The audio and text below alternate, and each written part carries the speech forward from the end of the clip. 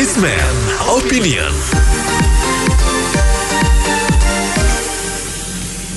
Mitra bisnis, Presiden Jokowi menargetkan 3 tahun ke depan jumlah kendaraan listrik di Indonesia bisa mencapai 2 juta unit. Sementara sampai November tahun lalu jumlah kendaraan listrik di Indonesia baru sekitar 14.000 unit, itu pun mayoritas sepeda motor.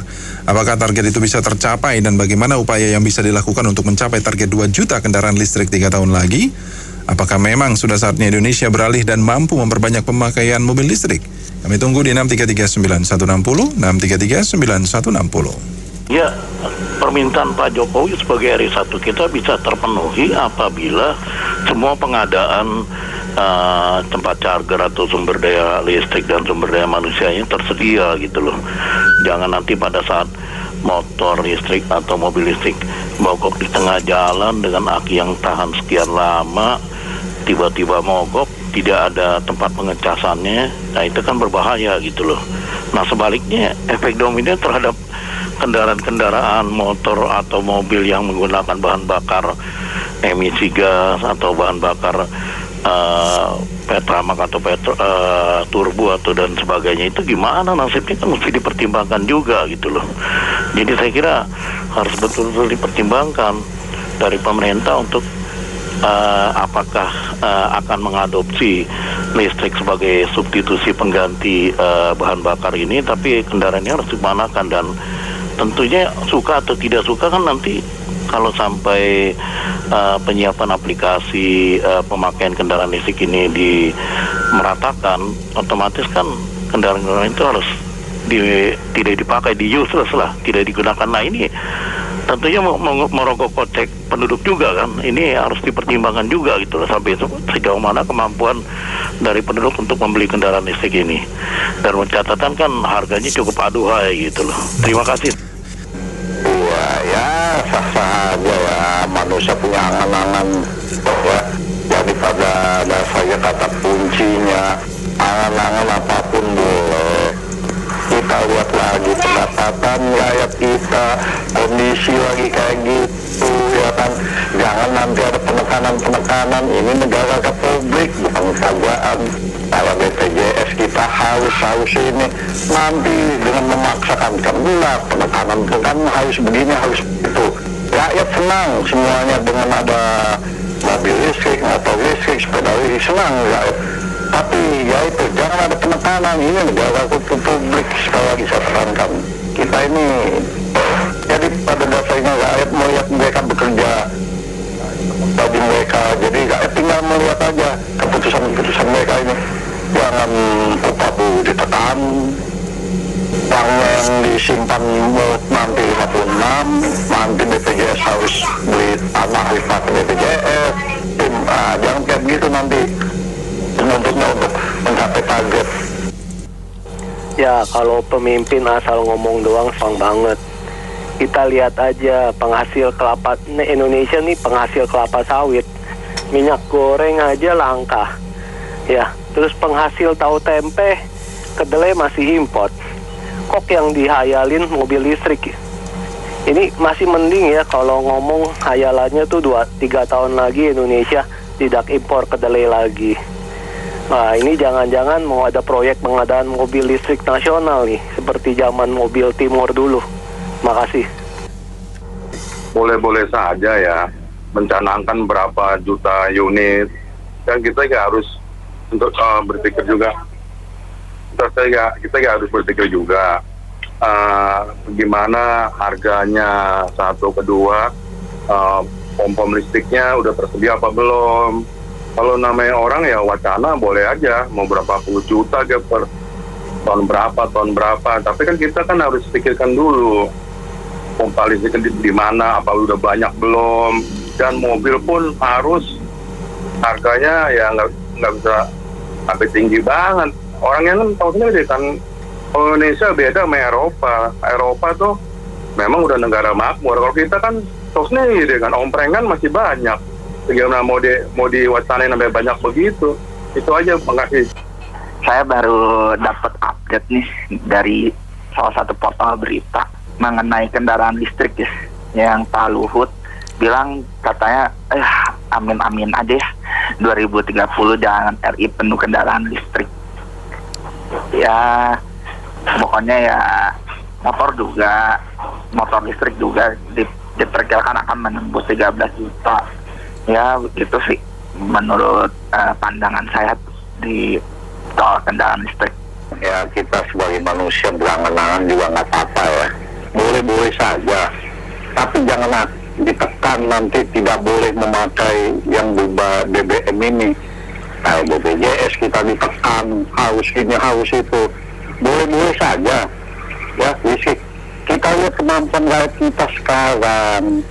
Jadi kita sebagai manusia berangan-angan 3 tahun ke depan, 40 tahun ke depan akan rakyat Indonesia memakai kendaraan listrik semuanya. Harus dipertimbangkan kembali, jangan ada penekanan kayak BPJS ini itu semuanya ditekan, upah buruh ditekan, jangan. Karena mereka digaji oleh rakyat, harusnya mereka lihat kemampuan rakyatnya itu. Apalagi kita ini negara besar, jangan sampai kita oligarki kita di belakang terus. Itu saja, makasih. Assalamualaikum. Kita jadi generasi muda yang positif ya, biar yang negatif-negatif itu yang generasi tua aja. Gini, kalau menurut saya kita harus berpikir positif. Dan pemerintah kalau mau berhasil, caranya adalah harganya itu diturunkan. Artinya disubsidi atau whatever.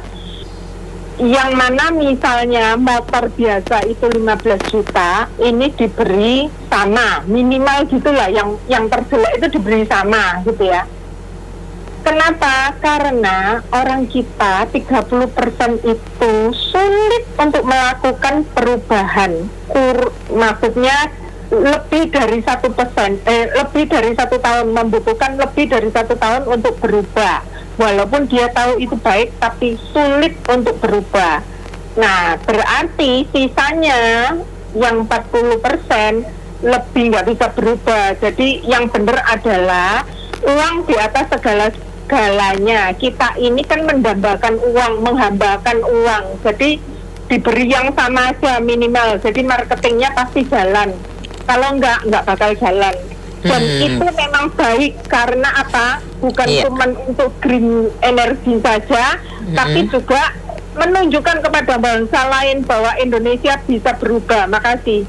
Iya, menjawab tadi pertanyaan ya, apakah 3 tahun ke depan bisa mencapai 2 juta unit? Jawabannya dengan sangat pasti tidak akan tercapai. Mungkin 100.000 unit aja susah. Kenapa? Karena mobil listrik yang sekarang ini mobil ya, kita bicara mobil, di segmen menengah atas yang dijual. Sedangkan kita tahu mobil yang banyak di kita gitu ya, mobil kendaraan sekarang itu kan mobil yang segmennya yang di bawah 200 juta. Jadi kalau mau cerdik ya buatlah mobil listrik yang harganya kisaran sana gitu loh. Baru itu mungkin akan tercapai. Kalau masih harga 600 jutaan sekarang yang paling murah tuh Nissan Note atau Nissan Leaf gitu ya, itu masih 600 jutaan gitu loh. Dengan speknya mobilnya yang mohon maaf itu dengan spek mobil yang sekitar mobil 300 jutaan gitu loh.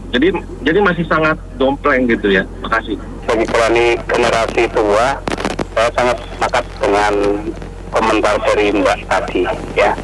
Jadi prinsipnya kalau kita nggak kita paksain, Indonesia akan ketinggalan jauh sama negara-negara lain. Nah ini momen yang bagus, kita juga nggak tahu Pak Jokowi mau sampai kapan kan. Kalau periode ini selesai berarti ya udah, kita masih tandanya besar. Bisa nggak nanti presiden berikutnya itu punya pemikiran yang out of the box seperti ini. Jadi 2 juta bukan hal yang tidak mungkin, tapi memang harus pemerintah maksain. Seperti yang sekarang terjadi di BPJS ya. Kalau nggak dipaksain, orang Indonesia itu begitu ya. Saya sendiri dulu juga begitu, tapi sekarang saya paham bahwa ini semua demi kemajuan dan demi negara kesatuan Republik Indonesia biar sejajar dengan negara-negara lain. Harus dipaksain dengan cara apapun. Kalau perlu samain sama BPJS. Kalau nggak mau pakai mobil listrik, silakan, tapi biayanya mahal. Karena negara-negara tetangga kita semuanya melakukan seperti itu. Baru aja BPJS, ya kan, udah seperti ini. Belum lagi coba, kalau kena pajak sekian seperti Anda lihatlah teman-teman kita yang kerja di Amerika, yang kerja di Eropa, berapa mereka dapat list gaji itu, yang diterima berapa? Belum lagi nggak boleh ini, nggak boleh itu. Kita masih merdeka di Indonesia, dan itu masih cobaan yang kecil. Terima kasih. Ya, saya kira 3 tahun 2 juta pasti bisa lah. Nggak mungkin nggak bisa, asal para pengusaha mobilnya itu bisa menurunkan harganya. Mereka mau nggak menurunkan harganya sampai terjangkau di bawah 200 juta gitu, pasti bisa 3 juta, pasti. Kalau menurut saya, kalau memang targetnya 2 juta untuk kendaraan listrik sih sebenarnya mudah saja sih tercapai ya. Kita bisa lihat angka penjualan motor kita kan tinggi ya. Nah, tinggal masalahnya di harganya saja. Kalau harganya bisa sama seperti harga-harga motor yang banyak beredar di pasaran, misalnya skuter-skuter, nah itu dengan harga yang sama otomatis gampang beralihnya. Tapi selama ini kan harga motor listrik memang jauh lebih mahal, sekitar 3-4 jutaan dibanding motor biasa. Itu pun belum ketahuan kekuatan baterainya. Itu yang pertama. Yang kedua, kita juga mesti tahu kalau mau arahnya ke daerah, kayaknya agak sulit nih. Di rumah orang-orang di daerah, mungkin rakyat-rakyat biasa itu listriknya cuma 2.200 watt. Sekali ngecas listrik nggak bisa masak-masak, itu yang susahnya di situ. Jadi itu harus diperbaiki dulu. Makasih. Ya, kalau menurut saya sih masih mahal ya kalau mobil listrik gitu. Jadi kayaknya agak susah, kecuali memang ada kebijakan untuk diskon atau apa. Tapi kalau motor listrik mungkin sih ya, tapi kalau sampai segitu juta kayaknya masih agak susah juga. Jadi kayaknya mesti dipertimbangin lagi sih targetnya, atau ya itu ada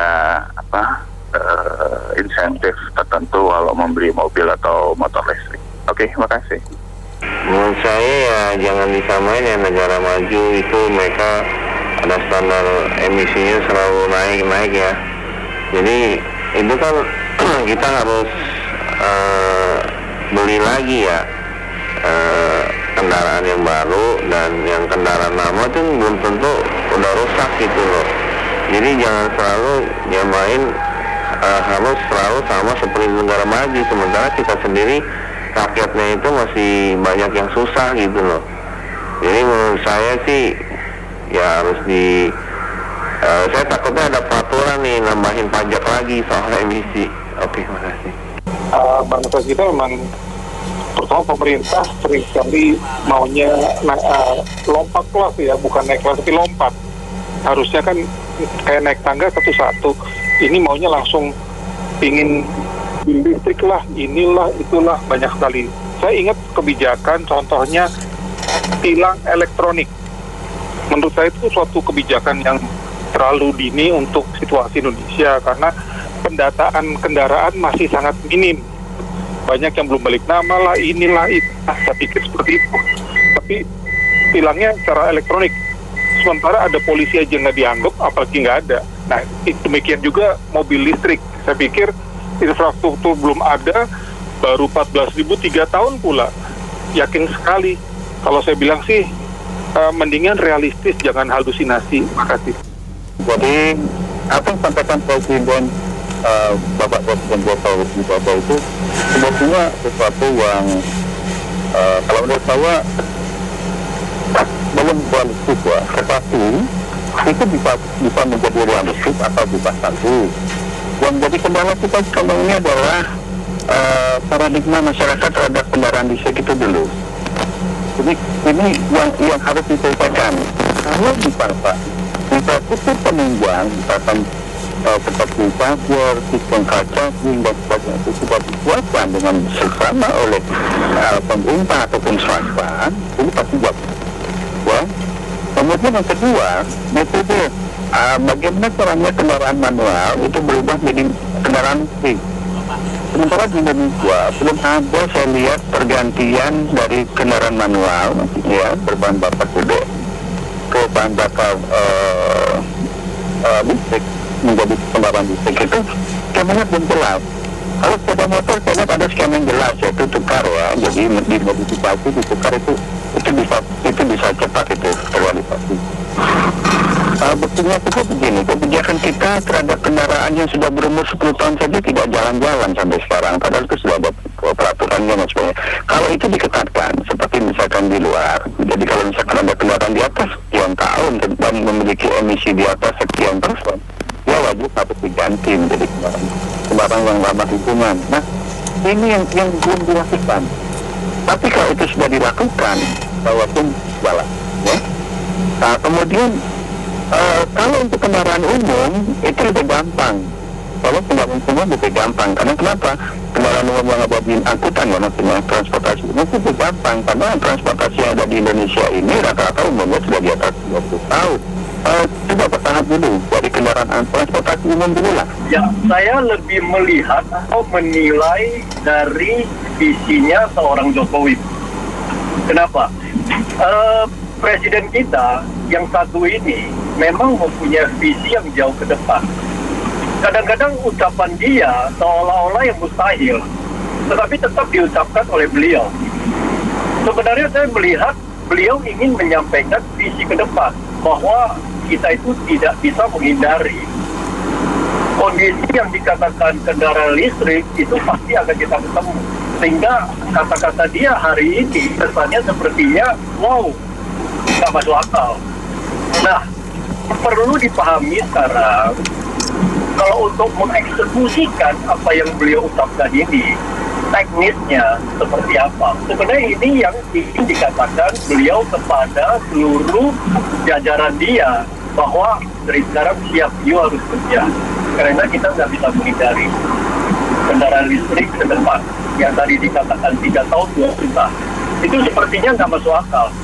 Dan selainnya ini, saya lihat seorang Jokowi juga sering memberikan target yang kadang-kadang dalam tanda kutip nggak bisa masuk akal ke banyak hal lain. Oleh karena itu, memang menurut saya situasi ini nggak bisa dihindari. Persoalannya bagaimana mengeksekusikan di penerapan teknisnya oleh jajaran beliau.